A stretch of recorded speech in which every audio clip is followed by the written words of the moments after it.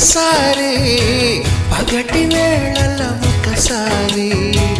ఈ కోపతాపాలన్నీ తీరేలాగాలన్నీ ఊపాలి బ్రహ్మచారి నీ గోరు వంకల్లోన చేరే వేళనే అయిపోన భామచారి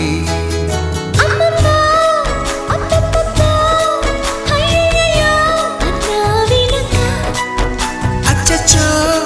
చిచ్చో పిచ్చో సిగ్గులకే సెలవిచ్చో వచ్చే వెనక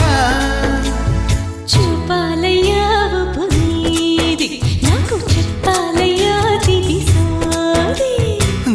సోది గుండు సూది గుచ్చుకుంటే తప్పు నాది